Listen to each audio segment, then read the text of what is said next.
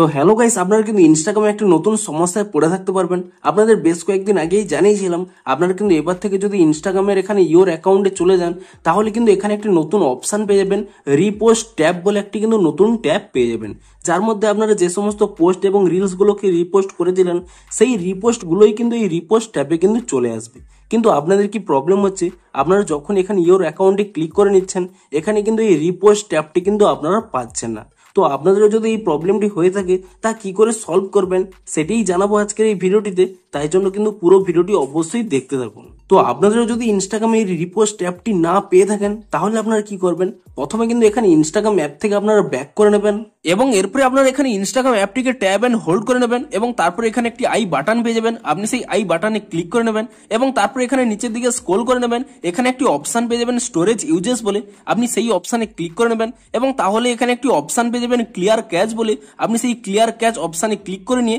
ইনস্টাগ্রামের ক্যাচ ফাইলটিকে ক্লিয়ার করে নেবেন এবং তারপরে আপনারা এখান থেকে ব্যাক করে নেবেন এবং তারপরে আপনারা এখানে আপনাদের মোবাইলে থাকা প্লে স্টোর অ্যাপটিকে ওপেন করে নেবেন এবং প্লে স্টোর অ্যাপটিকে ওপেন করে নিয়ে আপনি এখানে সার্চ করে নেবেন ইনস্টাগ্রাম বলে এবং ইনস্টাগ্রাম বলে সার্চ করে নিয়ে আপনি এখানে চেক করে নেবেন যে ইনস্টাগ্রামের কোনো নতুন আপডেট এসেছে নাকি। যদি ইনস্টাগ্রামের কোনো নতুন আপডেট এসে থাকে আপনি কিন্তু তৎক্ষণাৎ ইনস্টাগ্রামটিকে নতুন ভার্সনে আপডেট করে নেবেন এবং ইনস্টাগ্রামের এই নতুন ভার্সনে আপডেটটি করে নেওয়ার পরে তারপরে আপনারা এখান থেকে ইনস্টাগ্রাম অ্যাপটিকে এখানে ওপেন করে নেবেন এবং ওপেন করে নিলেই তাহলেই দেখতে পাবেন আপনারা কিন্তু সেই রিপোস্ট অপশনটি পেয়ে যাবেন। কিন্তু তবুও যদি আপনারা এখানে সেই রিপোস্ট ট্যাবটি না পেয়ে থাকেন তাহলে আপনারা কি করবেন, এখানে কিন্তু একটি স্ক্রিনশট নিয়ে নেবেন এবং তারপর এখানে উপরে ডান কোণে 3 লাইনে আপনারা ক্লিক করে নেবেন এবং তারপরে আপনারা এখানে একেবারে নিচের দিকে স্ক্রল করে নেবেন, এখানে একটি অপশন পেয়ে যাবেন হেল্প বলে, আপনি কিন্তু সেই হেল্প অপশনে ক্লিক করে নেবেন এবং তাহলেই প্রথমে একটি অপশন পেয়ে যাবেন রিপোর্ট এ প্রবলেম বলে, আপনি সেই অপশনে ক্লিক করে নেবেন এবং তারপর এখানে নিচে যদি আপনাদের এই অপশনটি অন করা থাকে সেক phone to report a problem, আপনি এই অপশনটিকে এখানে অফ করে নেবেন